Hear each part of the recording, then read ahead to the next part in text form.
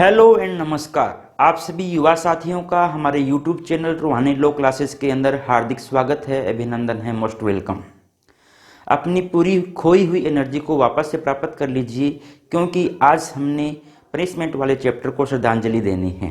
भाई जितना हम कर सकते थे पीछे के 2 सेशन के अंदर हम कर चुके हैं। लगभग 80% हमारा चैप्टर कंप्लीट हो चुका है। लास्ट के 5 सेक्शन हमारे पास बचे हुए हैं, 71 से लेकर 75 पनिशमेंट चैप्टर का नाम है। और इसके केवल हमारे पास 5 सेक्शन 71 से लेके 75 बाकी हैं। बाकी जितने भी सेक्शन थे हम कर चुके हैं, तो आज हमने इनको अच्छे से डील करना है। यदि पूरे हम 53 से लेके 75 तक के सेक्शन के बारे में बात करें, तो अब तक हमने जो पढ़ा है 53 से लेके 70 तक, वो हमारे पास पनिशमेंट के बारे में जो बेसिक रूल थे उनके बारे में बात कर रहा था। लेकिन अब जो हम पढ़ेंगे वो पनिशमेंट के बारे में कुछ एडिशनल थिंग्स जो होगी, या मैं कह दूं इसको मैं बेसिक बातें कह सकता हूं, जो बेसिक रूल हमारे पास थे, और ये जो है वो कुछ एडिशनल थिंग्स हमारे पास जो हो सकती है पनिशमेंट के अंदर, उनके बारे में चर्चा करेगा। क्या पढ़ा था हमने, शायद आपको याद होगा 53 में क्या था, 54 में क्या था, उसमें हम चर्चा नहीं करेंगे। टाइम बचाते हुए हम सीधा कहाँ चलते हैं भाई, 71 से 75। 71 से 75 5 सेक्शन हैं, लेकिन इन 5 सेक्शनों को हम मोटे रूप में 3 भागों में बांट सकते हैं। पहला वो भाग है जो सेक्शन 71 और 72 के साथ डील करता है। दूसरा वो भाग है जो सेक्शन 73 और 74 के साथ डील करता है। और लास्ट जो है हमारे पास कौन सा है भाई, 75। 75 में क्या है आप अच्छे से जानते हो, एनहांस पनिशमेंट।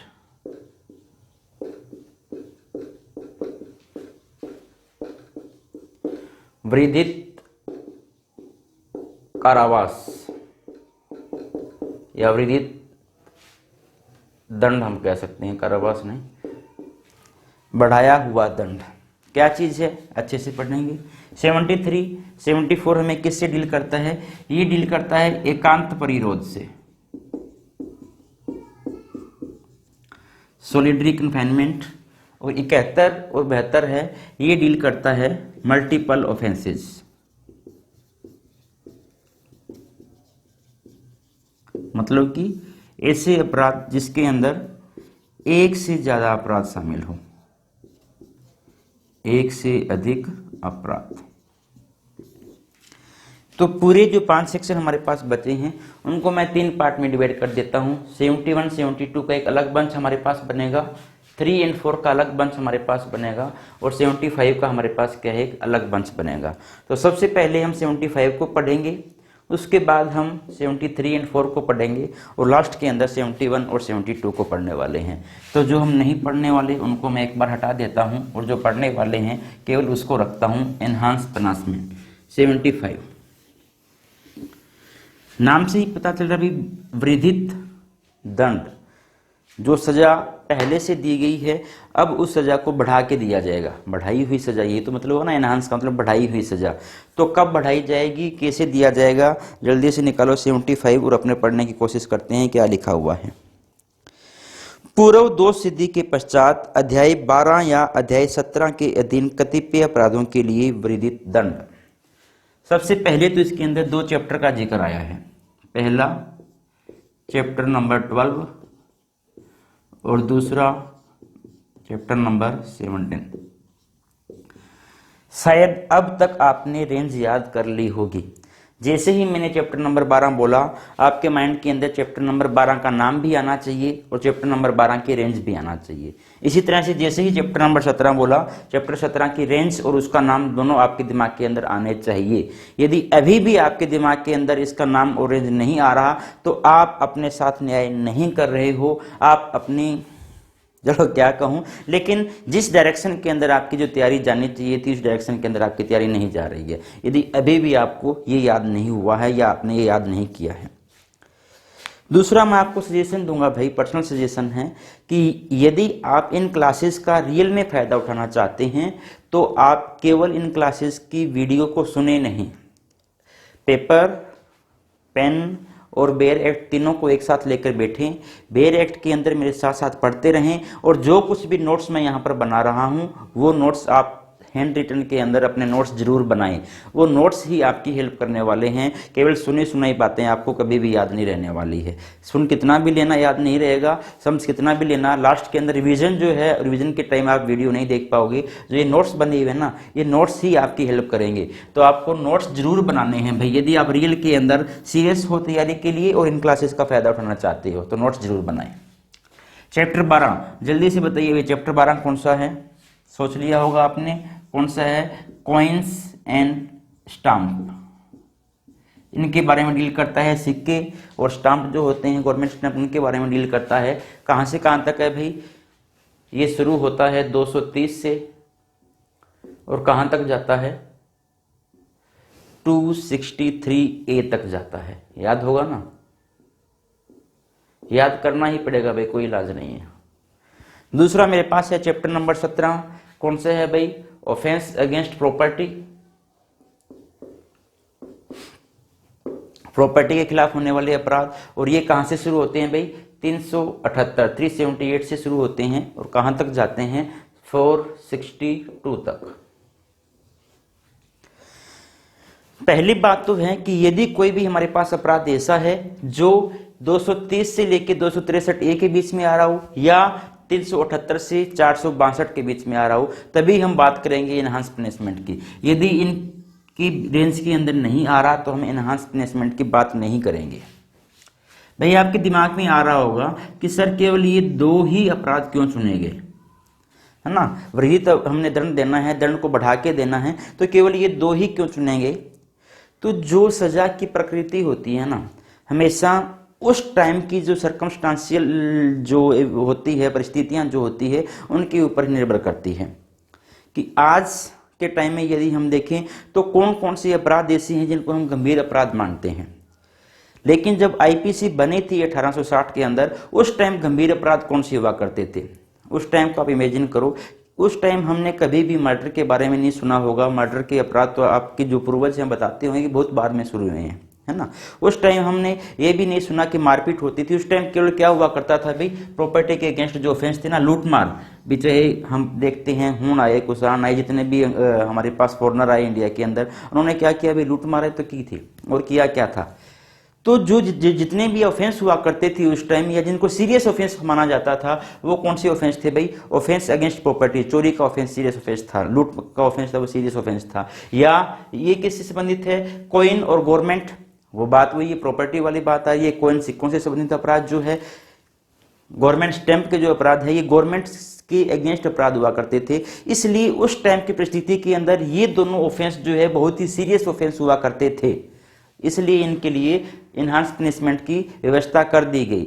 यदि आज की परिस्थिति के अंदर यदि हम देखें तो बहुत सी ऑफेंस ऐसी हैं, जैसे ऑफेंस अगेंस्ट बॉडी जो है आज के टाइम में, उनके अंदर भी इसकी व्यवस्था होनी चाहिए। और हो सकता है कि भी आने वाले टाइम के अंदर जब गवर्नमेंट यदि कोई अमेंडमेंट लेके आएगी तो गवर्नमेंट के माइंड के अंदर ये आ सकता है कि इनहांस पनिशमेंट हमें चैप्टर 12 और 13 के बजाय और चैप्टर के अंदर भी देनी चाहिए।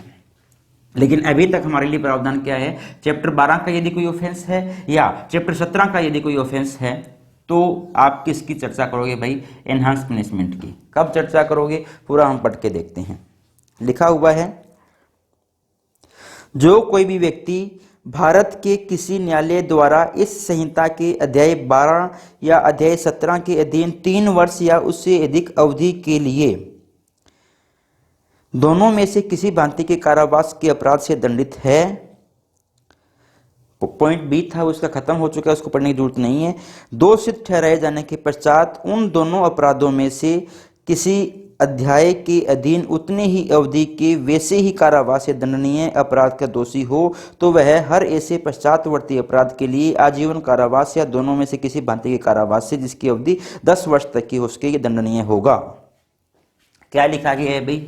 सिंपल भाषा के अंदर ये हम बात करूं तो पहले तो ये लिखा गया चैप्टर 12 का ऑफेंस होना चाहिए या चैप्टर 17 का ऑफेंस होना चाहिए। दूसरी बात लिखी गई है ऑफेंस ऐसा होना चाहिए जिसके अंदर 3 साल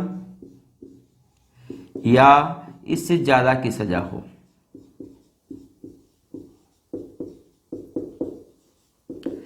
तीन साल या इससे ज्यादा की सजा।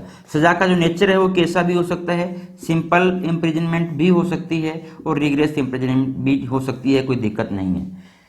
कोई व्यक्ति जो इन दोनों चैप्टर में किसी ऐसे अपराध से पहले से दोष सिद्ध हो चुका है, पहले से दोष सिद्धि उसकी हो चुकी है, दोष सिद्धि हो चुकी है भाई, और दोष सिद्धि होने के बाद वो फिर से ऐसा अपराध कर देता है, इन्हीं किसी दो चैप्टर का फिर से ऐसा ही अपराध कर देता है जिसके अंदर उसे ऐसी ही सजा मिलने वाली है, 3 साल या से ज्यादा की सजा मिलने वाली है, तो कहा गया है कि जो उसने दोबारा अपराध किया या बाद में कितने भी बार अपराध किया, दोबारा किया, तीसरी बार किया, चौथी बार किया, पांचवी बार किया, जब भी वो दोबारा ऐसा अपराध करेगा तो उसको भाई एनहांस पनिशमेंट दी जाएगी, उतनी सजा नहीं दी जाएगी जितनी पहले दी जा रही है। अब सजा बढ़ाई जा सकती है, और कितनी बढ़ाई जा सकती है भाई, 10 साल तक की सजा दी जा सकती है। 10 साल तक की सजा कैसी हो सकती है, SI हो सकती है, RI हो सकती है, या क्या दिया जा सकता है भाई, आजीवन कारावास भी दिया जा सकता है,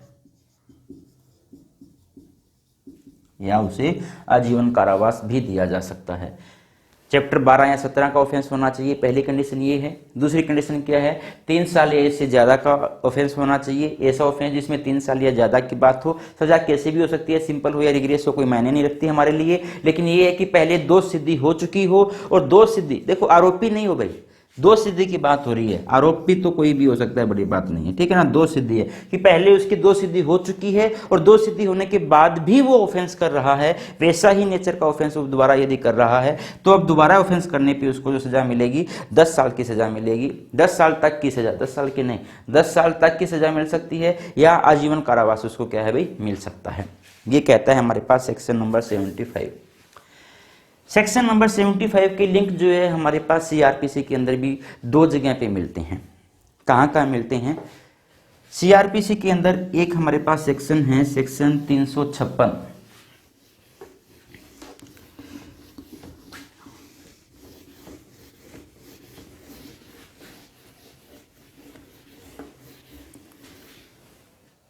जो हमारे पास मैंने अभी आपको बताया, जो IPC का सेक्शन जो है 75 एनहांस पनिशमेंट है, इसकी लिंक हमें CRPC के अंदर देखने को मिलेगी। CRPC में 2 जगह देखने को मिलेगी। पहला हमारे पास देखने को मिलता है CRPC का सेक्शन नंबर 356, ये ट्रायल का प्रोसेस है, जजमेंट राइटिंग का भाग है भाई। जजमेंट राइटिंग का जो हमारे पास जो चैप्टर है 353 से लेके 365 तक का जो चैप्टर है, उसके अंदर कहीं पर 356 हमारे पास एक सेक्शन आता है। इस सेक्शन में क्या लिखा हुआ है कि कुछ अपराध ऐसे होते हैं कि यदि अपराधी जो है कुछ अपराध ऐसे हैं जिसको सजा मिल गई अपराधी को, ठीक है, दोष सिद्धि हो गई और उसने कारावास काट दिया, लेकिन कारावास काटने के बाद भी कोर्ट उस व्यक्ति को कहता है कि तुझे कुछ टाइम के लिए, फिक्स टाइम पीरियड होता है, तुझे उस टाइम पीरियड के लिए अपने एड्रेस को हमें अपडेट करता रहना पड़ेगा। भी तो हमें बताएगा कि तेरा एड्रेस कहाँ पर है, तू कहाँ पे रहने वाला है, और यदि तू एड्रेस चेंज करेगा तो भी हमें आके बताएगा। कोर्ट ऐसे आदेश दे सकता है। तो 356 के अंदर हमें वो एक्ट बताए गए हैं कि वो कौन कौन सी ऑफेंस है जिसके अंदर कोर्ट इस तरह का आदेश दे सकता है कि आपने अपने एड्रेस को नोटिफाई करवाते रहना है। और उसके अंदर लिखा हुआ है कि यदि ऑफेंस IPC की 75 के अंदर कवर हो रहा है तो आपको कोर्ट के द्वारा ऐसा आदेश दिया जा सकता है कि आप क्या करो, अपना एड्रेस नोटिफाई करवाओ। मतलब कि एनहांस पनिशमेंट वाले व्यक्ति को, जिस व्यक्ति को एनहांस पनिशमेंट मिली है, उस व्यक्ति को भी CRPC 356 के तहत कोर्ट के द्वारा ये कहा जाएगा कि आपने क्या है, अपना एड्रेस हमें नोटिफाई करवाते रहना है। कितने टाइम तक करवाते रहना है वो कोर्ट का विवेक है, कितने टाइम तक कहता है, लेकिन एड्रेस उसको बताना पड़ता है। 356 के अंदर डायरेक्ट लिंक है। एक जगह और हमें लिंक मिलता है 324 के अंदर, 323, 24, 25। यदि हम इन तीनों की बात करते हैं, ये ट्रायल से संबंधित है ना। CRPC के अंदर 324 की यदि हम बात करें, 324 में बात की जाती है मामले को एक स्थान से दूसरे कोर्ट के अंदर ट्रांसफर करने की। कोर्ट क्या करता है, जब कोर्ट सुन रहा होता है ना, मजिस्ट्रेट कोर्ट या मामला सुन रहा होता है, कोई भी कोर्ट मामला सुन रहा होता है, जब ट्रायल के दौरान उसको ऐसा लगता है यार ये मामला मेरे रेंज का नहीं है, ये मामला किसी हायर अथॉरिटी के पास जाना चाहिए, तो कोर्ट क्या करता है 321, 22, 23, 24 के अंदर मामला जो है हायर अथॉरिटी को ट्रांसफर करता है। तो इसके अंदर 324 के अंदर क्या लिखा हुआ है कि यदि कोई ऐसा मामला है जिस मामले के अंदर एनहांस पनिशमेंट दी जाएगी, यदि कोई ऐसा मामला है जिस मामले में एनहांस पनिशमेंट दी जाएगी तो उस मामले को कोई भी लोअर कोर्ट नहीं सुनेगा। यदि लोअर कोर्ट सुन रहा है तो लोअर कोर्ट उस मामले को क्या करेगा भाई, सेशन कोर्ट को ट्रांसफर कर देगा।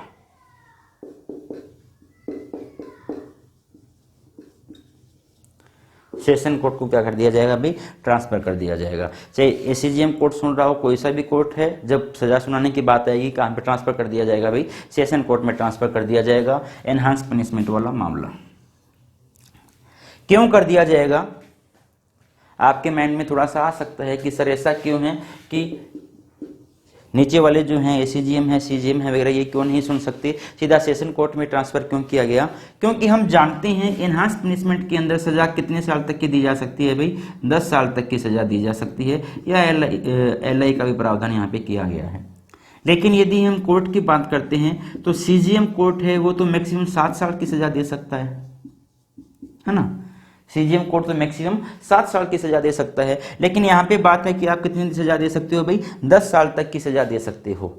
यदि मामला सीजीएम कोर्ट के पास ही रहता तो लिमिट हो गई ना, 7 साल की सजा दी जा सकती थी। तो ये जो बात है, ये बात तो अपने आप क्या हो जाती है भाई, बेमानी बात हो जाती है ना, इफेक्टिवलेस बात हो जाती है। 10 साल तक वो दे ही नहीं सकता बेचारा। तो जब पता है भी सीजीएम कोर्ट 10 साल तक नहीं दे सकते, तो जैसे ही एनहांस पनिशमेंट वाला मैटर होता है तो मामला ट्रांसफर कहाँ कर दिया जाता है भाई, सेशन कोर्ट को ट्रांसफर कर दिया जाता है।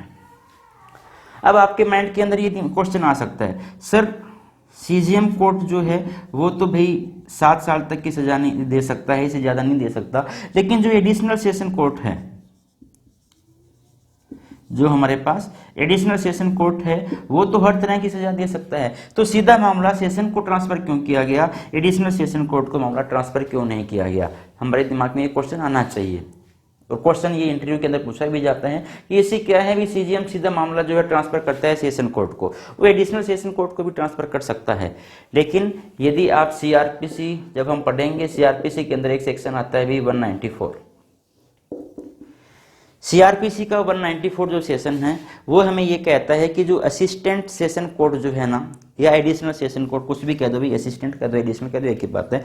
जो हमारे पास एडिशनल सेशन कोर्ट है वो केवल उन्हीं मामलों को सुनता है जो उसको सेशन के द्वारा असाइन किए जाते हैं। मतलब कि असिस्टेंट जो है सेशन कोर्ट जो है वो केवल उन्हीं मामलों की सुनवाई करेगा जो उसको सेशन के द्वारा असाइन किए जाएंगे। अर्थात असिस्टेंट सेशन कोर्ट के अंदर डायरेक्ट मामले को एडमिट नहीं करवाया जा सकता। थ्योरी तो हमारी यही कहती है, प्रैक्टिकली क्या चल रहा है मुझे नहीं पता, लेकिन थ्योरी जो है हमारी सीआरपीसी का 194 यही कहता है कि एडिशनल सेशन कोर्ट के पास सीधा मामला जा ही नहीं सकता। उसको मामला कौन करेगा भाई, मामला उसको सेशन कोर्ट के द्वारा ही असाइन किया जाएगा। वो केवल उन्हीं मामलों पर सुनवाई करेगा जो सेशन कोर्ट ने उसको सुनवाई करने के लिए कह दिया। वो सेशन कोर्ट का असिस्टेंट है, इसलिए असिस्टेंट सेशन कोर्ट के पास मामला जा नहीं सकता, क्योंकि उसकी क्षेत्राधिकार के अंदर ही नहीं आता। क्षेत्राधिकार सीजीएम के बाद सीधा किसका आता है भाई, सेशन कोर्ट का। इसलिए जो हमारे पास एनहांस पनिशमेंट के जितने भी मामले होते हैं वो सीधे ट्रांसफर किसको किए जाते हैं, सेशन कोर्ट को ट्रांसफर किए जाते हैं। तो आईपीसी 75 एनहांस पनिशमेंट जो है इसके हमने 2 लिंक देखे। एक तो 356 के अंदर देखा कि एनहांस पनिशमेंट पाया हुआ यदि दोषी अपना जो कारावास है उसको भुगत लेता है, उसके बाद जो कारावास से निकलता है तब उसको कोर्ट के द्वारा यह आदेश दिया जाता है कि कुछ टाइम के लिए आपने क्या करना है, अपने एड्रेस को नोटिफाई करवाते रहना है। कौन से सेक्शन के तहत, सीआरपीसी 356 के तहत। और दूसरा सीआरपीसी का ही 324 हमें ये कहता है कि जब मामला एनहांस पनिशमेंट का होगा तो जो हमारे पास सेशन कोर्ट से लोअर कोर्ट है वो उस मामले को नहीं सुनेंगे। वो मामला कहाँ पे ट्रांसफर कर दिया जाएगा भाई, सेशन कोर्ट के अंदर मामला ट्रांसफर कर दिया जाएगा। क्वेश्चन हमारे पास आया था सेशन कोर्ट में, क्यों, उसका हमने आंसर देख लिया था 154 के अंदर। यहाँ पे मेरे दिमाग के अंदर एक लिंक और स्थापित हो गया, कोर्ट के अंदर मामला ट्रांसफर करने की बात है ना। तो सीआरपीसी के अंदर ऐसी कौन कौन सी जगह हैं जहां पर कोर्ट मामला ट्रांसफर कर सकता है, मतलब कि मामला एक कोर्ट से दूसरे कोर्ट में जा सकता है। तो पूरी सीआरपीसी के अंदर हम 3 जगह ऐसी पाते हैं। पूरी सीआरपीसी के अंदर 3 जगह हमारे पास ऐसी है जहां पर मामला एक क्रिमिनल कोर्ट से दूसरे क्रिमिनल कोर्ट के अंदर ट्रांसफर किया गया है। पहली जगह कौन सी है, पहली जगह हमारे पास है कोग्निजेंस वाला चैप्टर। पहली जगह कोग्निजेंस, जब हम संज्ञान लेते हैं, संज्ञान वाला चैप्टर जो है उस चैप्टर के अंदर 192 सेक्शन जो है सीआरपीसी का, या सीआरपीसी का 193 सेक्शन जो है उसको रीड विद 209, वहां पर मामले को एक कोर्ट से दूसरे कोर्ट में ट्रांसफर किया जाता है। दूसरा जो है मैंने अभी देखा ट्रायल वाला जो पार्ट हमारे पास है, जिसके अंदर 324 या मैं ये कह दूं 323, 24, 25 ये हमारे पास सेशन है जहां पर एक कोर्ट से दूसरे कोर्ट के अंदर मामला क्या किया जाता है भाई, ट्रांसफर किया जाता है या स्पुर्द किया जाता है, मैं ये कह सकता हूं। और तीसरा हमारे पास सेशन जो है वो है 406 से 412, जहां पर सुप्रीम कोर्ट, हाई कोर्ट या सेशन कोर्ट के आदेश के द्वारा मामले को एक क्रिमिनल कोर्ट से दूसरे क्रिमिनल कोर्ट के अंदर ट्रांसफर किया जाता है। तो पूरी आईपीसी के अंदर हमारे पास ये 3 जगह हैं जहां पर मामले को हम एक क्रिमिनल कोर्ट से दूसरे क्रिमिनल कोर्ट के अंदर क्या करते हैं भाई, ट्रांसफर करते हैं। यहाँ पर ट्रांसफर की बात आई तो मुझे ये 3 जगह भी आई भाई, इसी तो हम लिंकिंग कहेंगे ना। जो हमने एक शब्द देखा उस पूरे शब्द को हमने क्या कर दिया, चीर फाड़ कर दी उस शब्द की। तो अब तक हम क्या कर चुके हैं, आईपीसी का 75 जो है हम अच्छे से कंप्लीट कर चुके हैं। 75 किसके बारे में डील कर रहा था भाई, एनहांस पनिशमेंट, वृद्धित दंड के बारे में। अब अपने चर्चा करते हैं 2 और सेक्शन बंच बना हुआ है हमारे पास 73 और 74। 73, 74 चर्चा करते हैं एकांत परिरोध के बारे में। एकांत परिरोध, सोलिडरी कन्फाइनमेंट।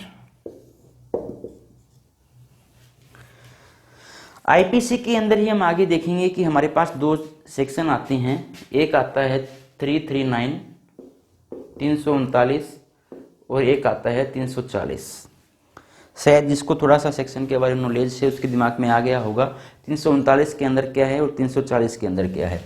339 में है सह-दोष अवरोध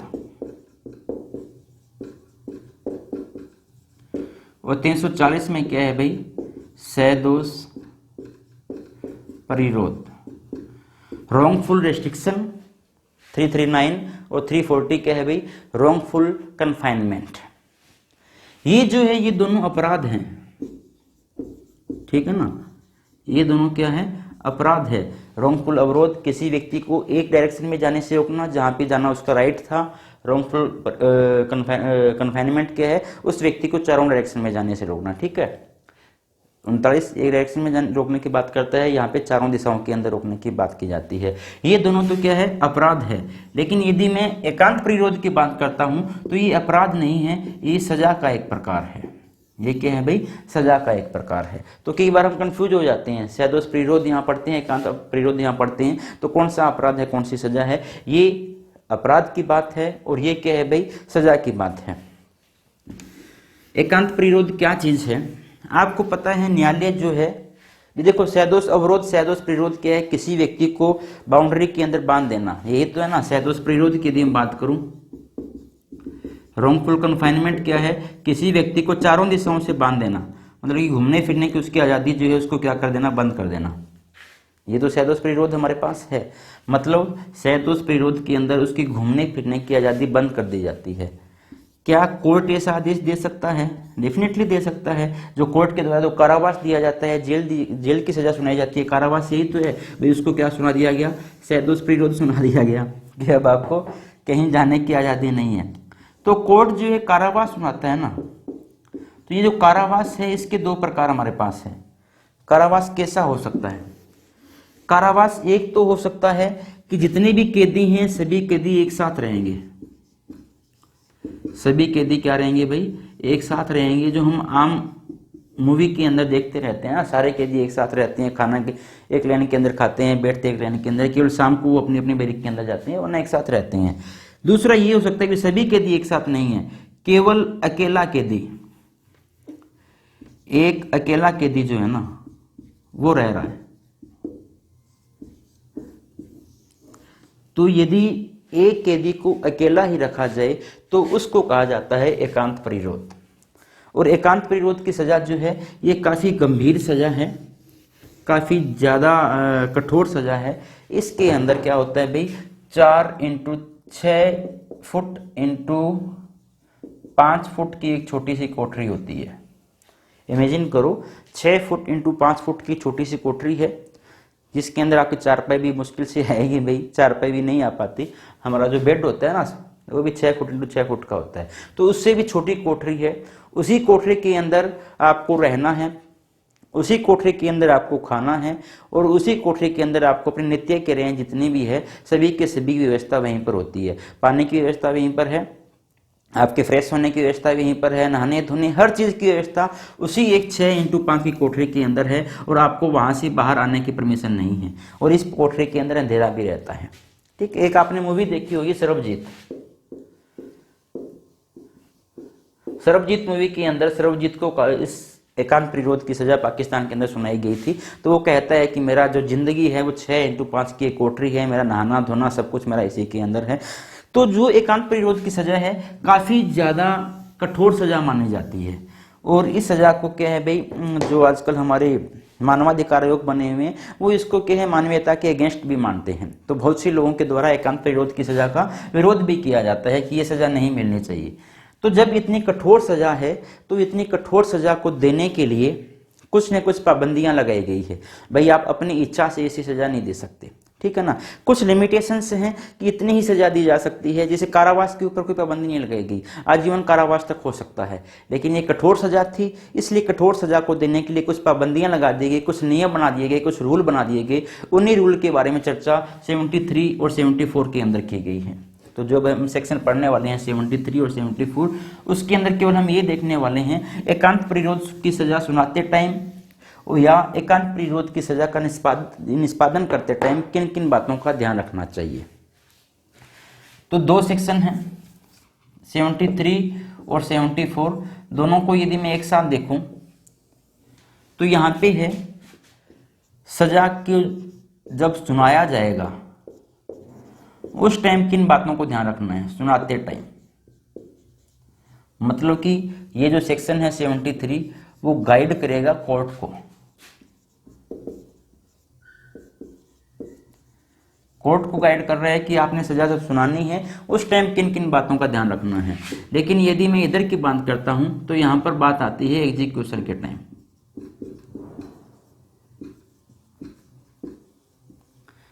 तो ये गाइड किसको करेगा भाई, ये गाइड करेगा एग्जीक्यूटिव को।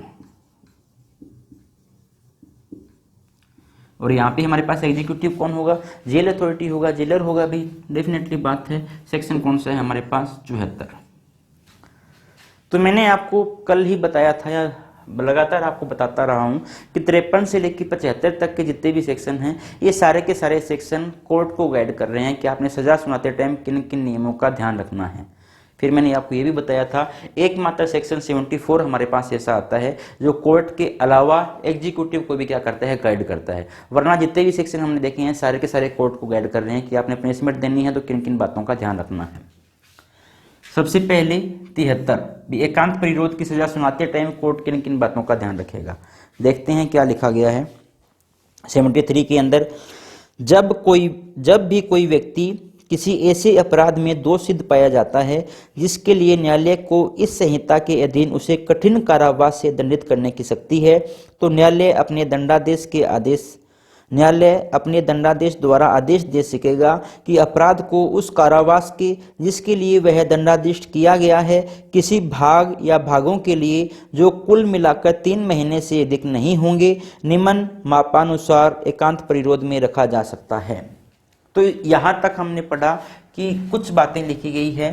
पहली बात तो लिखी गई है ऐसा जो सजा है एकांत प्रतिरोध की सजा जो है वो कब दी जा सकती है, केवल और केवल तभी दी जा सकती है जब आपको कठोर कारावास की सजा सुनाई जा सकती है। यदि सिंपल कारावास जो है सादा कारावास की सजा सुनाई जा सकती थी तो एकांत प्रतिरोध की सजा नहीं दी जा सकती, केवल उसी टाइम जब न्यायालय को ये राइट हो कि वो क्या कर सकता है भी कठोर कारावास की सजा सुना सकता है। दूसरी यहाँ पे लिमिट लगाई गई है किसी भी सूरत के अंदर किसी भी कंडीशन के अंदर जो एकांत प्रतिरोध है वो 3 महीने से ज्यादा नहीं हो सकता।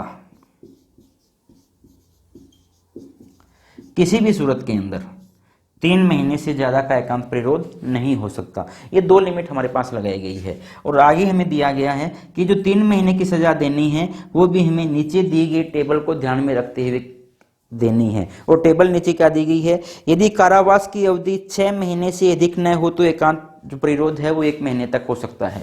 मतलब कि यदि कारावास की अवधि हमारी 0 महीने से लेकर 6 महीने तक की है, मतलब कि कारावास ये लिख दूं 6 महीने तक का यदि कारावास है तो जो मैक्सिमम एकांत प्रतिरोध दिया जा सकता है, अधिकतम जो दिया जा सकता है वो कितना हो सकता है भाई, 1 महीने का। आगे लिखा हुआ है यदि ये अवधि हमारी 6 महीने से लेकर 12 महीने तक की है, जो हमें सजा सुनाई गई है उसकी हम बात कर रहे हैं, ये सुनाई गई सजा है, टोटल जो सुनाई गई सजा है। और इधर जो लिखा जा रहा है वो है भी एकांत प्रतिरोध कितना दिया जा सकता है। यदि आपको 6 महीने से लेकर 12 महीने तक की सजा सुनाई गई है तो जो एकांत प्रतिरोध है वो ज़्यादा से ज़्यादा 2 महीने का दिया जा सकता है। और यदि सजा 12 महीने से ज़्यादा या कह दूं 1 साल से ज़्यादा की सजा है तो एकांत प्रतिरोध अधिकतम कितना दिया जा सकता है भाई, 3 महीने तक का दिया जा सकता है। 3 महीने के द्वारा किसी भी सूरत के अंदर एकांत प्रतिरोध नहीं दिया जाएगा। कौन देगा, सजा सुनाने वाला कोर्ट ही देगा, ठीक है ना, सजा सुनाने वाला कोर्ट देगा। और ये पूरा का पूरा कोर्ट के स्वयं विवेक के ऊपर डिपेंड करता है भाई कि वो एकांत प्रतिरोध की सजा सुनाता है या नहीं सुनाता। ये आपका जो सजा का जो वारंट होगा, दंडादेश जो होगा ना, उस दंडादेश के अंदर आपके लिखा जाएगा बाकायदा कि इतना टोटल इतनी सजा सुनाई जाती है, इतनी सजा में से इतनी पीरियड का आपको एकांत प्रतिरोध सुनाया जाता है, वो लिख के छोड़ देगा, कोर्ट लिख के छोड़ेगा ऐसा। कोर्ट का काम यहाँ पे खत्म हो गया। अब काम किसका शुरू हो जाता है भाई, जेलर का काम शुरू हो जाता है कि उसने इस सजा का एग्जीक्यूशन करवाना है, कैसे करवाना है, उसके बारे में हमारे पास लिखा हुआ है रूल नंबर सेक्शन नंबर 74 के अंदर। और 74 क्या कहता है, पढ़ के देखते हैं। 74, एकांत प्रतिरोध के दंडादेश के निष्पादन में ऐसा प्रतिरोध किसी भी दिशा में एक बार में 14 दिन से अधिक नहीं होगा। साथ ही ऐसे एकांत प्रतिरोध की कालावधियों के बीच में उन कालावधियों के अन्यून अंतराल होंगे और जब दिया गया कारावास 3 महीने से अधिक हो तब दिए गए संपूर्ण कारावास के किसी 1 महीने में एकांत प्रतिरोध 7 दिन से अधिक न होगा। साथ ही एकांत प्रतिरोध की कालावधियों के बीच में उन कालावधियों से अन्यून अंतराल होंगे। क्या कह रहा है भाई, पहली बात तो यहाँ पे लिखी गई है किसी भी सूरत के अंदर जब सजा को एग्जीक्यूट करवाया जा रहा है तो किसी भी सूरत के अंदर ऐसा नहीं हो सकता कि लगातार 14 दिन से ज्यादा का एकांत प्रतिरोध किसी भी सूरत के अंदर नहीं रखा जा सकता। मतलब कि जो काल कोठरी जिसको हम बोल रहे हैं, उस कोठरी के अंदर किसी भी व्यक्ति को किसी भी कंडीशन के अंदर 14 दिन से ज्यादा एकांत प्रतिरोध के अंदर नहीं रखा जा सकता, किसी भी सूरत के अंदर। लगातार 14 दिन रख लिया, 15वें दिन आपको बाहर निकालना ही निकालना पड़ेगा। ये किसका काम है, एग्जीक्यूटिव का काम है। ये आपके उसके अंदर नहीं लिखा जाएगा, जजमेंट के अंदर नहीं लिखा जाएगा। जजमेंट के अंदर केवल इतना लिखा जाएगा कि आपको कितना दिया गया है, कैसे देना है वो डिपेंड करता है एग्जीक्यूटिव के ऊपर। लेकिन किसी भी सूरत के अंदर 14 दिन से ज्यादा आपको एक साथ लगातार एकांत प्रतिरोध के अंदर नहीं रखा जा सकता। यदि 14 दिन तक आपको एकांत प्रतिरोध के अंदर रख लिया या जितने दिन तक आपको एकांत प्रतिरोध के अंदर रखा है, 14 दिन तो मैक्सिमम है, इससे ज्यादा तो हो ही नहीं सकता, तो मैक्सिमम 14 दिन है। जितने दिन एकांत प्रतिरोध के अंदर रखा है उतने ही दिन का आपको रेस्ट भी दिया जाएगा। उतने ही दिन का क्या रेस्ट बोल रहा हूं मैं, क्या है, उतने ही दिन आपको जो सिंपल सजा है, सिंपल कारावास है या जो रिग्रेस इंप्रूवमेंट जो आपका था, कठोर कारावास था, उसको आपको दिया जाएगा। तो जितने दिन की आपने अंदर रखा है उतने ही दिन का आपको क्या किया जाएगा भाई, अगले जो एकांत प्रतिरोध आपको दिया जाना है उसके बीच में उतने ही दिन का गैप दिया जाएगा। मतलब आप वहां से निकल जाओगे और आप अपने जो कठोर कारावास आपको सुनाया गया है आप वो अपना भुगतना शुरू कर दोगे। लेकिन साथ ही साथ यहाँ पे आगे एक लिमिट भी लगाई गई है।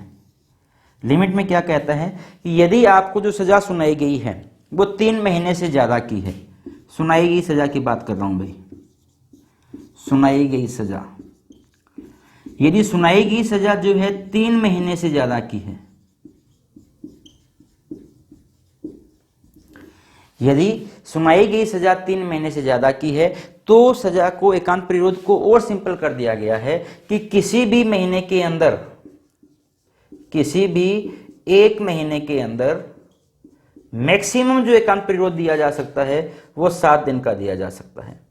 मैक्सिमम एकांत परिरोध कितने दिन का हो सकता है?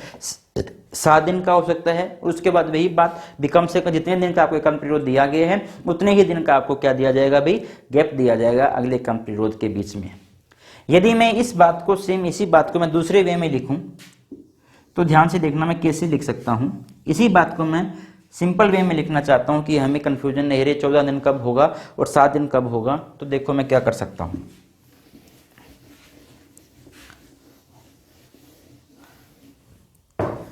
मान लो जो सुनाई गई सजा है,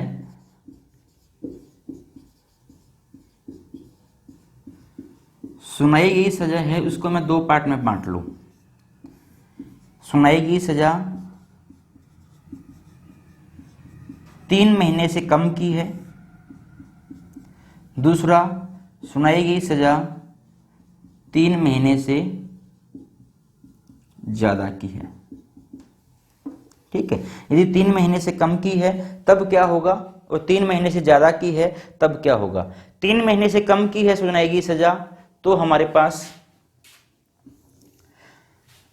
पहले वाला नियम लागू होगा। 3 महीने के बाद की है तो हमारे पास दूसरे वाला नियम। कैसे? 3 महीने से कम की है तो आप जो कंटिन्यू उसको कन्फाइनमेंट दे सकते हो वो कितना दे सकते हो भाई? मैक्सिमम 14 दिन का दिया जा सकता है।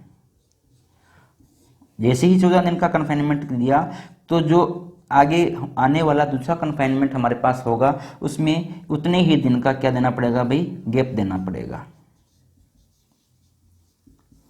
लेकिन यदि सुनाई गई सजा जो है 3 महीने से ज्यादा की है तो जो है मैक्सिमम कन्फाइनमेंट जो आपको एक साथ दिया जा सकता है किसी 1 महीने के अंदर। क्या लिखा है भाई? किसी भी 1 महीने में जो मैक्सिमम कन्फाइनमेंट दिया जा सकता है वो कितने दिन का है भाई?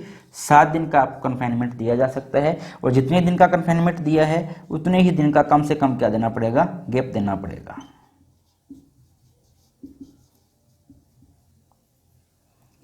उतने ही दिन का हमें कम से कम गैप देना पड़ेगा। 74 को हम इस नियम के द्वारा, इस चार्ट के द्वारा बड़ी आसानी से समझ सकते हैं। आपके दिमाग में क्वेश्चन आ रहा होगा, सर जब सजा कम है तो आप 14 दिन का दे रहे हो, जब सजा ज्यादा है तो 7 दिन का। ध्यान से देखना भाई, जब 3 महीने से कम की सजा है तो उतने ही टाइम पीरियड के अंदर हमें जो कन्फाइनमेंट आपको दिया गया है पूरे को कंप्लीट करना है ना। तो जब पूरे को कंप्लीट करना है तो आपको जल्दी जल्दी कंप्लीट करना पड़ेगा, तो एक साथ ज्यादा टाइम में आपको अंदर रखना पड़ेगा। सजा ज्यादा है तो आपको जल्दबाजी नहीं है कि जल्दी कंप्लीट करो, इसलिए धीरे धीरे 7-7 दिन करके भी उसको क्या किया जा सकता है? कंप्लीट किया जा सकता है। ये हमारे पास था एकांत परिरोध। जो सबसे, यदि हम बात करें कारावास की सजा की, तो कारावास की सजा में सबसे ज्यादा भयानक सजा जो है वो एकांत परिरोध की सजा ही है। 73, 74, 73 गाइड करता था कोर्ट को कि कोर्ट ने कौन से रूल को फॉलो करना है, और 74 जो है वो गाइड किसको करता है भाई? एग्जीक्यूटिव को, कि सजा का जो एग्जीक्यूशन करना है उस टाइम आपने किन किन रूल को फॉलो करना है। शायद आपको समझ आ गया होगा। अब अपने आगे बढ़ते हैं लास्ट के बचे हुए 2 सेक्शन की तरफ, सेक्शन नंबर 71 और 72। 71 हेडिंग पढ़ के देखो भाई क्या लिखा गया है, और 72 की भी एक बार हेडिंग पढ़ के देखो, क्योंकि इन दोनों को हमने एक ही पंच के अंदर लिखा है। दोनों के अंदर ही एक से ज्यादा अपराध की बात हो रही है, मल्टीपल ऑफेंसेस की बात हो रही है। 71 एंड 72 दोनों ही मल्टीपल ऑफेंस की बात कर रहे हैं, एक से ज्यादा अपराध की बात की जा रही है। देखते हैं 71 में क्या लिखा हुआ है। कई अपराधों से मिलकर बने अपराध के लिए दंड। ये कहता है कि ऐसा कोई एक अपराध जो कई अपराधों से मिलकर बना है। मान लो ये हमारा अपराध है, ये अलग अलग अपराध, अपराध नंबर 1, अपराध नंबर 2, अपराध नंबर 3, और इसी तरह से लगातार जा रहे हैं। एक अपराध है वो अलग अलग अपराधों से मिलकर बना है, तो हम किस अपराध की सजा देंगे, इस अपराध की देंगे, इस अपराध की देंगे, इसकी देंगे या इसकी देंगे, इसके बारे में डील करता है हमारे पास 71 और 72। 71 को पढ़ते हैं, क्या लिखा हुआ है भाई। 71 के अंदर हमें 3 रूल बताए गए हैं, 1 2 3। तो सबसे पहले 71 का जो पहला रूल है उस रूल की हम बात करते हैं।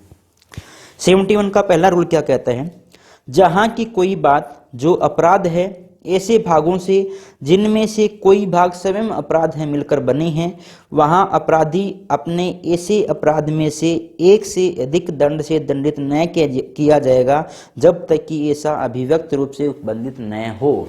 क्या लिखा हुआ है, ध्यान से देखो। ये लिखा हुआ है जो मैंने अभी लिखा भी, ऐसा कोई एक अपराध है जो अलग अलग अपराधों से मिलकर बना हुआ है।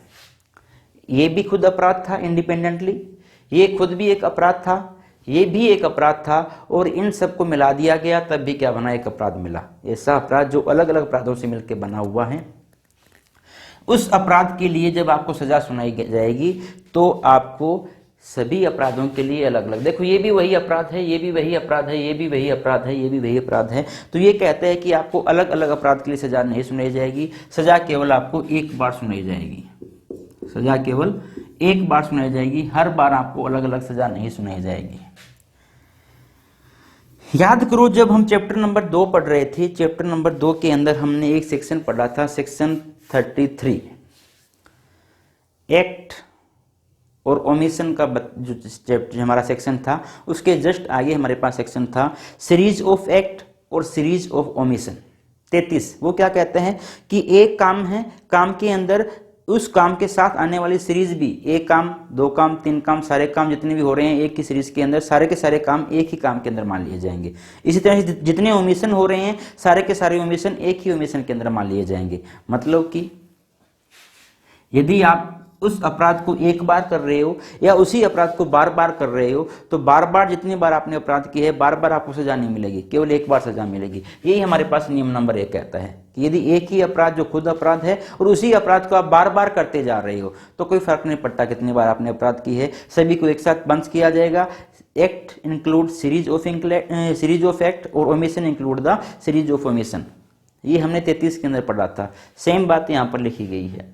एग्जाम्पल के लिए इन्होंने जो इलिस्ट्रेशन भी दिया हुआ है कि एक आदमी है, वो दूसरे आदमी को पीट रहा है, उसने एक साथ उसको 50 डंडे मार दिए, ठीक है ना। वो कह रहा है कि एक साथ 50 डंडे मार दिए।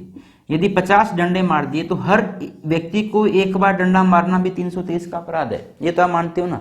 भी एक डंडा मार दिया तो भी आपने उसको चोट पहुंचा दी, अबहती तो आपने कर दी, चोट तो आपने पहुंचा दी। दूसरी बार डंडा मारा तो फिर आपने चोट पहुंचाई, तीसरी बार डंडा मारा तो फिर आपने चोट पहुंचाई। तो जो मारपीट का ऑफेंस जो लगना है 323 के जो आपके ऊपर धारा लगनी है, तो एक बार डंडे से भी लग सकती है, आपने 2 बार लगाया तो दूसरी बार लग सकती है, 3 बार लगाया तो तीसरी बार लग सकती है। इसका मतलब ये हुआ कि 50 आपने डंडे मारे तो आपको 50 बार सजा मिलनी चाहिए।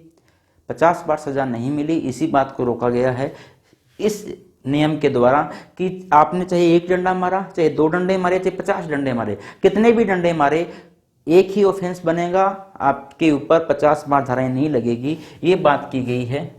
और सेम बात 33 के अंदर की गई थी। तो मैं यहाँ पर लिख भी देता हूं कि ये जो पोर्शन है ना, ये read with section 33 of IPC. दूसरा इसके अंदर एक एग्जाम्पल और दिया गया है, वो अच्छा एग्जाम्पल दिया गया है। क्या लिखा गया है कि मान लो ए है, चलो इस एग्जाम्पल को पढ़ लेता हूं मैं, ए बी का एग्जाम्पल क्यों दूं। लिखा हुआ है किंतु यदि उस समय कै ये को पीट रहा था, मैं हस्तक्षेप करता है और मैं कै जो है मैं पर से से प्रहार करता है। कि कोई एक व्यक्ति है ए, वो बी को पीट रहा था और उसने बी को 50 डंडे मारे तो उसके ऊपर केवल एक बार धारा लगेगी, वो हम पढ़ चुके हैं। लेकिन कहता है ए बी को पीट रहा है, कोई सी नाम का व्यक्ति आता है और वो क्या करता है, इनको छुड़ाने की कोशिश करता है, इनके बीच में मध्यस्थता करता है। तो ए क्या कहता है, भी तू मुझे छुड़ाने आ गया, तेरी खैर नहीं है, और इंटेंशनली सी को भी मारने लग जाता है। वो बी को तो मार ही रहा था, वो सी को भी मारने लग जाता है। अब यदि वो ऐसा काम कर रहा है ना, तो इसकी वजह से उसके ऊपर एक धारा लग सकती है, इसकी वजह से उसके ऊपर दूसरी धारा लग सकती है। अब उसको 2 बार पनिश किया जा सकता है, क्योंकि इसको मारना एक अलग अपराध है, इसको मारना एक अलग अपराध था। यदि वो बी को ही मारता रहता तो उसको हम सीरीज ऑफ एक्ट कह सकते थे, यदि वो अकेला सी को मारता रहता, बी को नहीं मारता, उसको हम सीरीज ऑफ एक्ट कह सकते थे। लेकिन इसको मारना एक सीरीज है और इसको मारना क्या हो गया भाई, दूसरी सीरीज हो गई। इसकी वजह से एक धारा लग सकती है, इसकी वजह से एक धारा लग सकती है, मतलब उसको अब एक ही सेक्शन के अंदर 2 बार पनिश किया जा सकता है। ये हमारा थ्योरेटिकल रूल कहता है, जो हमारे पास इलिस्ट्रेशन दिया हुआ है 71 के बाद। लेकिन यदि हम प्रैक्टिकल लाइफ के अंदर देखें, आप यदि एडवोकेसी कर रहे हो, प्रैक्टिस कर रहे हो, तो प्रैक्टिकल लाइफ के अंदर ऐसा नहीं होता है। प्रैक्टिकल लाइफ के अंदर एक आदमी ने 5 को पीट दिया, 10 को पीट दिया, भाई एक बार ही धारा लगती है। ठीक है, प्रैक्टिकल लाइफ अलग है। थ्योरी के अंदर हमारे पास यही है कि यदि एक आदमी ने 2 को मार दिया तो 2 बार उसको सजा मिलेगी, 3 को मार दिया तो तीन धारा के अंदर मिल सकती है, 4 को मार दिया तो एक ही धारा उसके ऊपर 4 बार लग सकती है। थ्योरी हमें यही कहती है। तो नियम नंबर 1 हमने देख लिया। क्या, यदि आप सीरीज ऑफ एक्ट करते हो तो सीरीज आपकी ओमिट हो जाती है, केवल आपको उस एक्ट के लिए एक ही बार पनिश किया जाएगा। एग्जाम्पल हमने देख लिया अच्छे से। दूसरा इसके अंदर रूल क्या दिया गया है, दूसरा कहा गया है, जहां की कोई बात अपराध को परिभाषित या दंडित करने वाली किसी तत्समय प्रवर्त विधि की 2 या 2 से अधिक पृथक पृथक परिभाषाओं में आने वाला अपराध हो। क्या कह रहा है कि मान लो कोई ऐसा अपराध है, अपराध नहीं चलो कार्य लिख लूं मैं, आपने जो कार्य किया है वो ऐसा कार्य है जो किसी एक एक्ट की,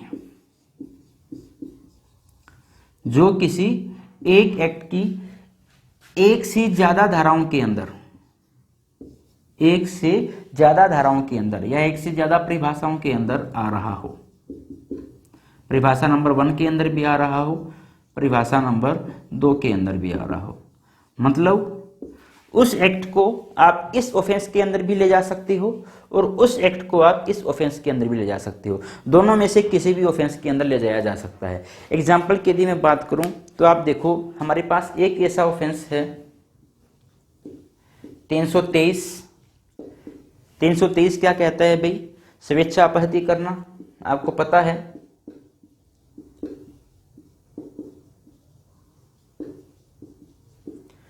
दूसरा हमें एक हमारे पास आगे हम इसी के अंदर पढ़ते हैं, एक ऑफेंस है 352।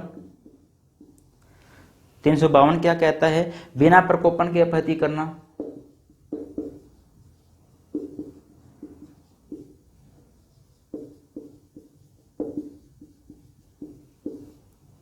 स्वेच्छा अपहति करना और बिना प्रकोपन के अपहति करना। ये दोनों ऑफेंस की जो डेफिनेशन है, इनके अंदर इतना माइनर डिफरेंस है कि आप जो साधारण मारपीट है उसको 323 के अंदर भी ले जा सकते हो और 352 के अंदर भी ले जा सकते हो। मतलब एक जो मारपीट हो रही है, साधारण मारपीट है, आपके द्वारा किया गया एक काम है, एक ही काम जो है एक ही एक्ट की, कौन से एक्ट की बात यहाँ हो रही है भाई, कोई सा भी एक्ट हो, लेकिन यहाँ जो मैं एग्जांपल जो दे रहा हूँ कौन से एक्ट की बात हो रही है, एक ही एक्ट, मतलब आईपीसी की ही 2 अलग अलग धाराओं के अंदर परिभाषित हो रहा है। 323 के अंदर भी हम जा सकते हैं, हमारा जो अपराध कार्य है उसके इंग्रेडिएंट ऐसे है जो 323 की डेफिनेशन को भी सेटिस्फाई कर रहा है और 352 की डेफिनेशन को भी क्या कर रहा है, भी सेटिस्फाई कर रहा है। यदि कोई ऐसी कंडीशन आ जाती है, यदि कोई ऐसी कंडीशन आ जाती है तो ये कहता है कि ऐसा नहीं होगा कि आपको 332 के लिए भी, 323 के लिए भी पनिश किया जाए और आपको 352 के लिए भी पनिश किया जाए। आपको दोनों धाराओं के अंदर सजा नहीं दी जा सकती, दोनों में से किसी एक धारा के अंदर सजा दी जाएगी। दोनों में से किसी एक धारा में, किसी एक सेक्शन में सजा दी जाएगी। और दोनों में से किस में दी जाएगी, दोनों में से जो सजा आपको दी जाएगी वो उतनी सजा दी जा सकती है जो किसी एक में मैक्सिमम हो, जो किसी एक में क्या हो भाई, मैक्सिमम। यहां की यदि बात करता हूं 1 साल तक की सजा है, यहां पर यदि हम बात करते हैं तो 3 महीने तक की सजा है। तो यदि कोई ऐसा ऑफेंस है जिसको आप 323 में भी कवर कर सकते हो, जिसको आप 352 में भी कवर कर सकते हो, तो जब कोर्ट सजा सुनाएगा ना तो कोर्ट ज्यादा से ज्यादा, इन दोनों में ज्यादा कौन है भाई, 1 साल ज्यादा है, तो ज्यादा से ज्यादा आपको 1 साल की सजा सुना सकता है। ज्यादा से ज्यादा कितनी भाई, 1 साल की सजा सुना सकता है, इससे ज्यादा की सजा कोर्ट आपको नहीं सुना सकता। वरना इसमें सुनाई जाती है 1 साल की, इसमें सुनाई जाती है 3 महीने की, तो 1 साल 3 महीने की सजा होगी।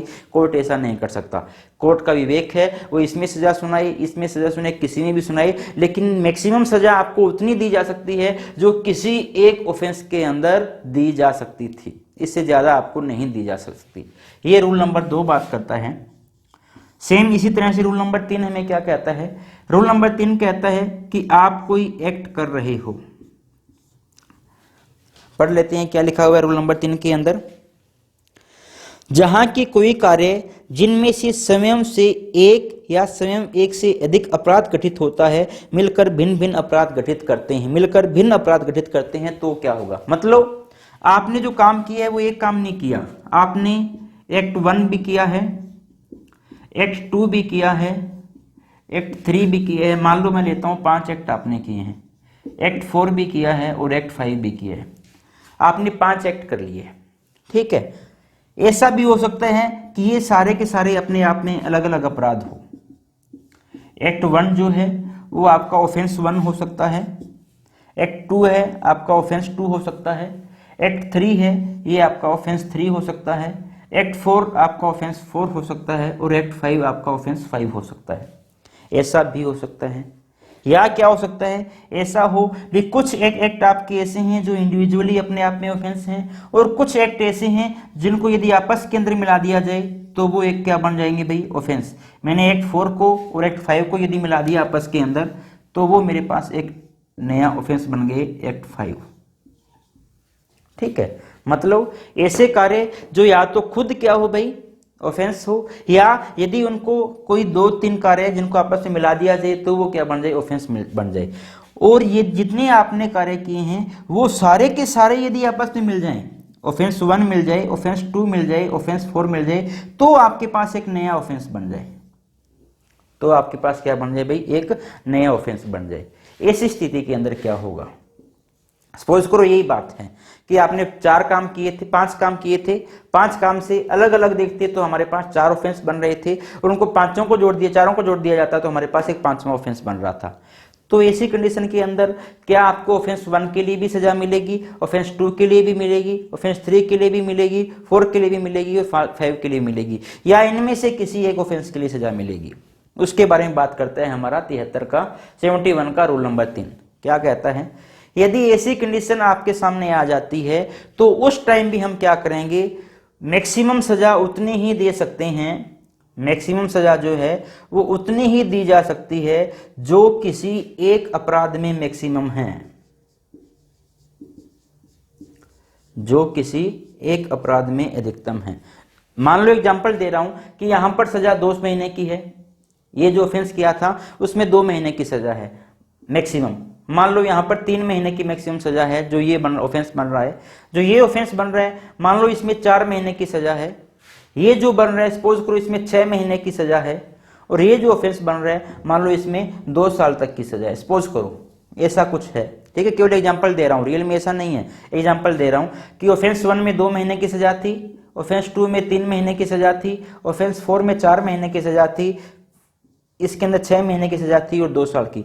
तो ऐसा नहीं होगा कि आपको 2, 3, 4, 6 इन सबको जोड़ दिया गया, 1.5 साल लगभग ये हो गया और 2 साल ये हो गया, 4.5 साल 3.5 साल की सजा मिल गई, ऐसा नहीं होगा।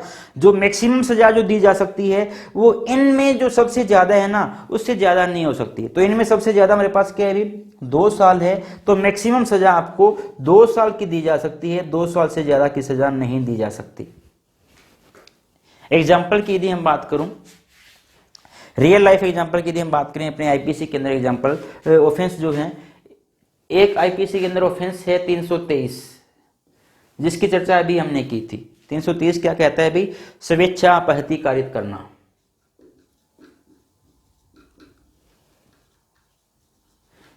भी ऐसा आप काम कर रहे हो जो रियल के अंदर ऑफेंस है, डेफिनेटली ये एक अलग ऑफेंस है।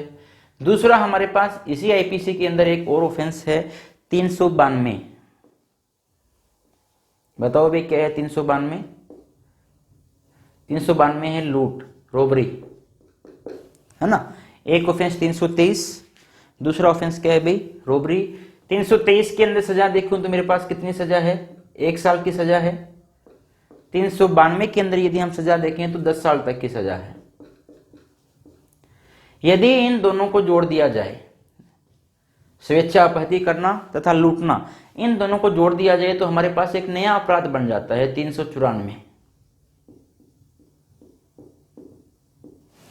394 हमें क्या कहता है, लूट करते समय स्वेच्छा अपहति करना। क्या कहता है भाई, लूट करते समय स्वेच्छा अपहति करना।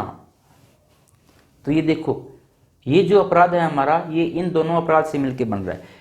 अकेला ये काम होता तो ये अलग ऑफेंस था, अकेला ये काम होता तो अलग ऑफेंस था। ये दोनों काम हो गए, इन दोनों ने मिलकर हमें क्या बना दिया, अभी एक नया ऑफेंस बना दिया जो 394 के अंदर परिभाषित है। तो जब आप ऐसा काम कर रहे हो, लूट भी कर रहे हो और स्वेच्छापहति भी कर रहे हो, तो क्या आपको 330 के अंदर भी पनिशमेंट मिले, क्या 392 के अंदर भी पनिशमेंट मिले, और क्या 394 के अंदर भी पनिशमेंट मिले? नहीं, ऐसा नहीं है। यहाँ पे क्या होगा, जो 323 और 392 इन दोनों में जो मैक्सिमम सजा है ना, उतनी सजा आपको दी जाएगी। समझ रहे हो? ये मैंने रियल टाइम एग्जांपल इसका दिया, जो हमारे पास 3 इसके अंदर रूल दिए गए। तीसरा रूल जो हमारे पास था, तो पहला रूल क्या कहता है? पहला रूल हमें कहता है कि यदि आप एक ही अपराध बार बार कर रहे हो तो आपको बार बार की सजा नहीं मिलेगी, केवल एक बार सजा मिलेगी। दूसरा अपराध क्या कहता है कि आप ऐसा कोई काम कर रहे हो जो एक ही एक्ट की 2 अलग अलग परिभाषाओं के अंदर परिभाषित हो रहा है, या एक ही एक्ट की 2 अलग अलग परिभाषाओं को सेटिस्फाई कर रहा है, तो आपको उन दोनों परिभाषाओं के अंदर सजा नहीं मिलेगी, आपको किसी एक धारा के अंदर सजा मिलेगी। और मैक्सिमम कितनी मिल सकती है? जो जितनी भी धाराओं के अंदर परिभाषित हुआ उसमें से जो मैक्सिमम सजा थी उसके बराबर मिल सकती है, उससे ज्यादा नहीं मिल सकती।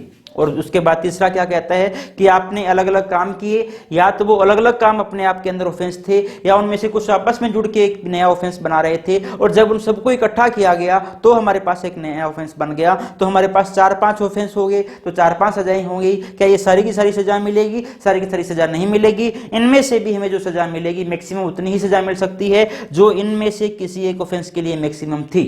और हमने इनको किसके साथ देखा भाई? विद एग्जाम्पल हमने इसको देख लिया। ये तो हमारे पास क्या था भाई? सेक्शन 71। अब हम आते हैं 72 के ऊपर। 72 हमें क्या कहता है?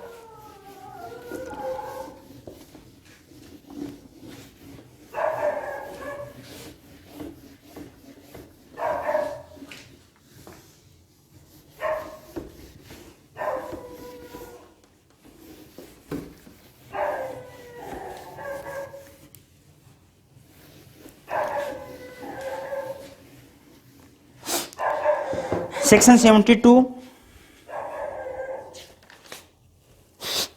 कई अपराधों में से एक के दोषी व्यक्ति के लिए दंड, जबकि निर्णय में यह कथित है कि यह संदेह है कि वह किस अपराध का दोषी है। मान लो कोई डिसीजन सुनाया गया है, उसमें ऑफेंस हमारे पास 3-4 हुए थे। ऑफेंस 1 भी हुआ था, ऑफेंस 2 भी हुआ था, ऑफेंस 3 भी हुआ था, ऑफेंस 4 भी हुआ था, ऑफेंस 5 भी हुआ था। 72 पे चर्चा हम कर रहे हैं, ठीक है। 5 ऑफेंस हुए थे सपोज करो।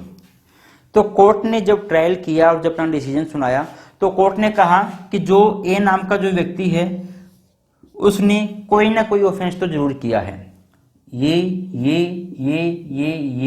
5 ऑफेंस हुए हैं। इन 5 में से उस व्यक्ति ने ऑफेंस तो जरूर किया है, उसको बरी नहीं किया जाता, उसको दोषी माना जाता है। और 5 ऑफेंस हुए हैं, तो इन 5 में से उसने कोई एक ऑफेंस किया है, लेकिन कोर्ट ये तय नहीं कर पा रहा है कि उसने ऑफेंस कौन सा किया है। ये किया है, पहला किया है, दूसरा किया है, तीसरा किया है, चौथा किया है या 5वां किया है। जब कोर्ट डाउटफुल सिचुएशन के अंदर होता है, संदेह की स्थिति के अंदर होता है, तो कोर्ट इनमें से किस ऑफेंस की सजा दे, इसके बारे में डील करता है हमारे पास सेक्शन नंबर 72। और 72 के अंदर क्या लिखा हुआ है भाई? उन सब मामलों में जिनमें यह निर्णय दिया जाता है कि कोई व्यक्ति उस निर्णय में विनिर्दिष्ट कई अपराधों में से एक अपराध का दोषी है, किंतु यह संदेहपूर्ण है कि वह उन अपराधों में से किस अपराध का दोषी है। यदि वही दंड सभी अपराध के लिए उपबंधित नहीं है, तो उस अपराधी को उस अपराध के लिए दंडित किया जाएगा जो सबसे कम दंड से उपबंधित किया गया हो। ध्यान से देखो क्या लिखा है। यदि मान लो 5 ऑफेंस थे, अलग अलग ऑफेंस है, मल्टीपल ऑफेंस है, कितने भी हो सकते हैं अभी। 5 ऑफेंस थे और कोर्ट ये डिसाइड नहीं कर पाया कि इनमें से किस ऑफेंस जो व्यक्ति है उसने कौन सा अपराध किया है। यदि कोर्ट ये डिसाइड नहीं कर पाया तो लिखा हुआ है, यदि ये 5 ऑफेंस मान लो एक ही सजा वाले होते, मान लो ये ऑफेंस भी 2 महीने की सजा देता, ये ऑफेंस भी 2 महीने की सजा देता, जितने भी ऑफेंस है सारे 2-2 महीने की सजा दे रहे होते, फिर तो कोई दिक्कत ही नहीं थी। इनमें से किसी भी एक में हम क्या कर देते भाई, उसको पनिश कर देते, है ना। भी देना तो एक में ही है, ये तो हम पढ़ चुके हैं 71 में कि 5 में तो दी नहीं जा सकती, एक में दी जाएगी। तो यदि सारे ऑफेंस हमारे पास क्या होते, सिमिलर हमारे पास पनिशमेंट की होती, फिर तो दिक्कत नहीं थी।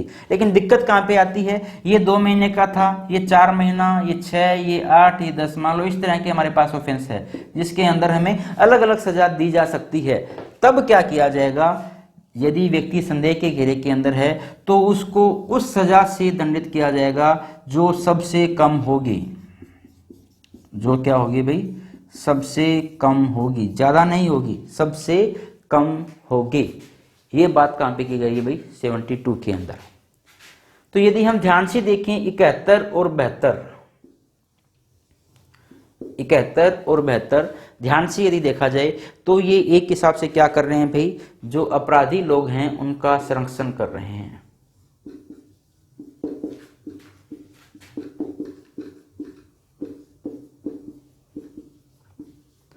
कि सजा जो है हद से ज्यादा नहीं मिल जाए। इसके अंदर भी देखो भी उस व्यक्ति के साथ अन्याय नहीं होना चाहिए।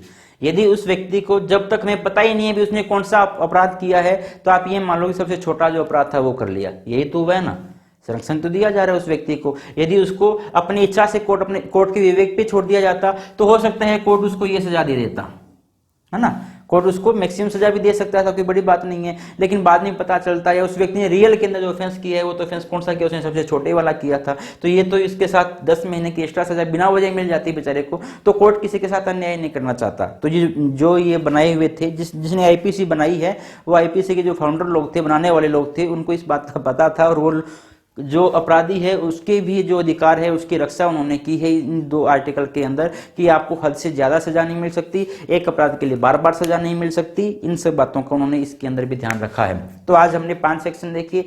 71 कई अपराधों से मिलकर बने एक अपराध के बारे में क्या नियम है, 72 के बारे में हमने देख लिया। यदि कोर्ट डिसाइड नहीं कर पा रहा है कि उसने कौन सा अपराध किया है उसके बारे में क्या नियम है। 73 और 74 किसके बारे में थे भाई, एकांत प्रतिरोध के बारे में थे। 73 हमें कहता है कि कोर्ट जब सजा सुनाएगा तब किन किन बातों का ध्यान रखेगा, और 74 हमें क्या कहता है, जब एग्जीक्यूटिव या जेल अथॉरिटी जब एग्जीक्यूशन देगी, सजा को निष्पादित करवा रही होगी, तब वो किन किन बातों का ध्यान रखेगी सोलिसिटर कन्फाइनमेंट के मामले में। और लास्ट के अंदर हमने क्या देखा था, 75 हमें क्या कहता है, विधिक दंड, चैप्टर 12 चैप्टर 17 के मामले। लेकिन 75 का लिंक भी हमने देखा था सीआरपीसी के 2 सेक्शन से, 324 से और 356 से।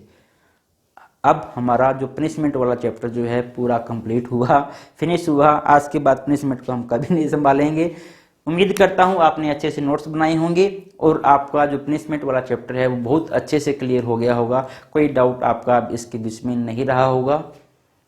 यदि आपको हमारी क्लासेज अच्छी लग रही हैं, आपके लिए हेल्पफुल हैं, तो हमारे चैनल को सब्सक्राइब कीजिए, लाइक कीजिए तथा अपने दोस्तों के अंदर भी हमारी वीडियो को शेयर कीजिए। इसी के साथ धन्यवाद। कल मिलेंगे एक नए टॉपिक के साथ।